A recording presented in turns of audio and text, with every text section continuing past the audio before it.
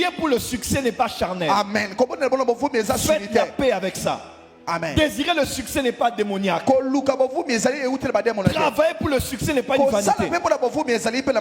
Il est possible de prier pour le succès et de voir Dieu vous exaucer. Plusieurs enfants de Dieu et plusieurs communs des mortels ont un problème sérieux, surtout les enfants de Dieu, avec le concept du succès. Il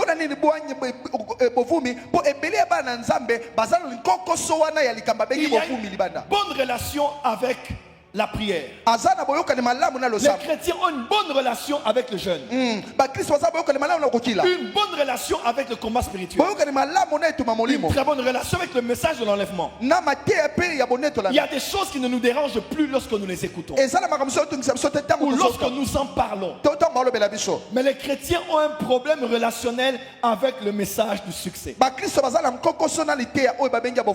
Pourquoi? Pour plusieurs raisons. Alors que dans la parole de Dieu, on parle clairement et littéralement du succès. De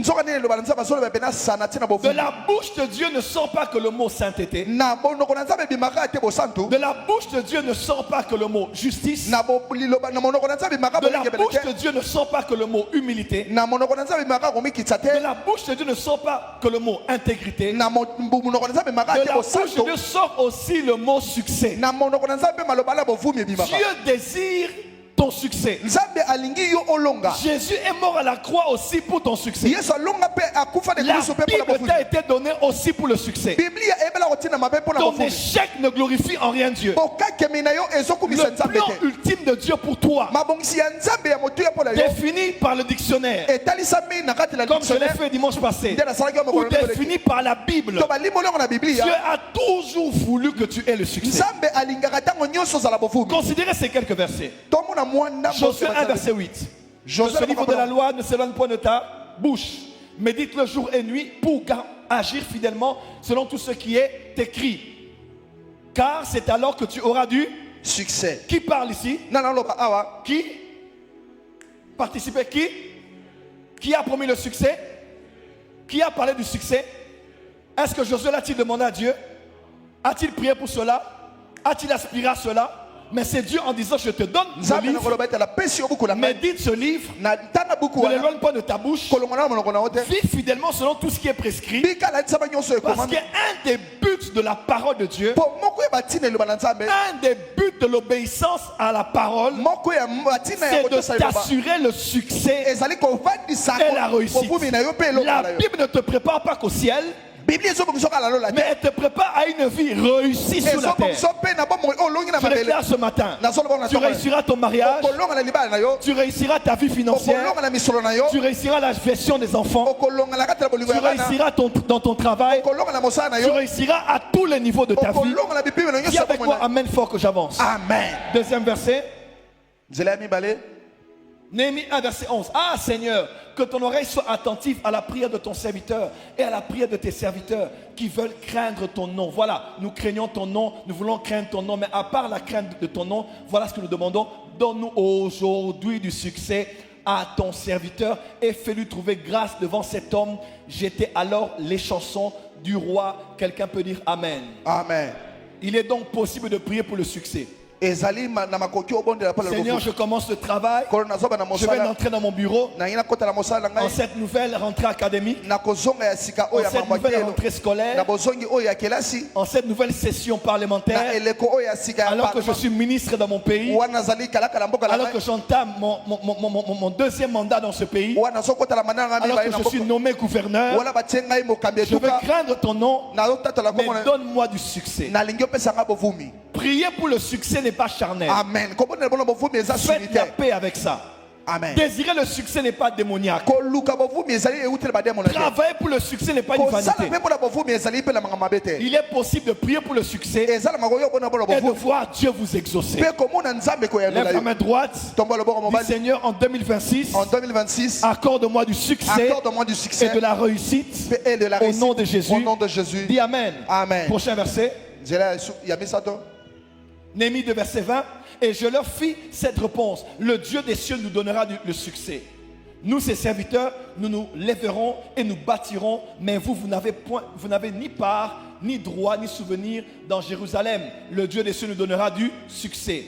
Du haut des cieux, ne vient pas que les dons spirituels. Dieu des cieux ne vient pas que son esprit. Dieu des cieux ne vient pas que les faveurs de Dieu.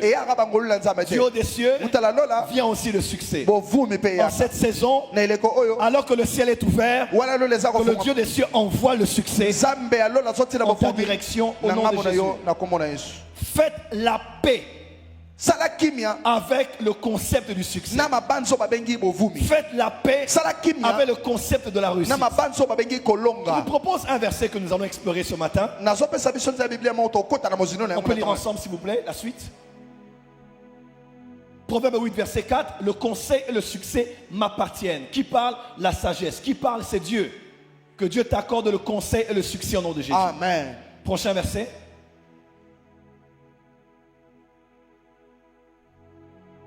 Exode 10, versets 8 à 11. Pasteur Ben, on peut lire. On fit revenir vers Pharaon Moïse et Aaron. Allez, leur dit-il, servez l'Éternel votre Dieu. Qui sont ceux qui iront? Moïse répondit, nous irons avec nos enfants et nos vieillards, avec nos fils et nos filles, avec nos brebis et nos bœufs, car c'est pour nous une fête en honneur de l'Éternel. Pharaon leur dit, que l'Éternel soit avec vous, tout comme je veux vous laisser aller. Vous et vos enfants, prenez garde, car le malheur est devant vous. Prenez garde. Car le malheur est devant vous. Prenez garde. Car le malheur est devant vous. Dis à ton voisin, tu vas à la terre promise. Tu vas à la terre promise. Prends garde. Prends garde. Parce que le malheur est devant toi. Parce que le malheur est devant toi. Que personne ne t'intimide. Regarde ton voisin, dis voisin. Voisin. Tu vas à la terre promise. Tu vas à la terre promise. Nous sommes en route vers la terre promise. Nous sommes en route vers la terre promise. Mais fais attention. Mais fais attention. Le malheur est devant toi. Est devant toi. Non. Continue. Non. Allez, vous les hommes, et servez l'Éternel. Car c'est là ce que vous avez demandé. Et on les chassa de la présence de Pharaon. Ma réflexion ce matin dans ce premier point est ceci.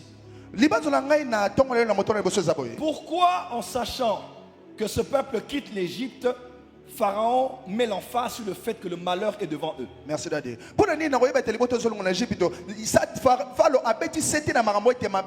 question, ils allaient où? Ils quittaient l'Égypte. Ils n'allaient pas à la mer Rouge. Ils quittaient l'Égypte parce qu'ils allaient à la terre promise. Dieu l'a dit clairement lorsqu'il a appelé Moïse et lorsqu'il a envoyé Moïse. Et Moïse l'a dit à son peuple en arrivant en Égypte. Regardez un peu ce que Dieu dit sur la terre promise. Exode 3 verset 8. Je suis descendu pour le délivrer de la main des Égyptiens et pour le faire monter de ce pays dans un bon et vaste pays, un pays où coule le lait et le miel. Donc Dieu dit le pays était vaste et le pays était. Dis à ton voisin, le pays est vaste, le pays est bon.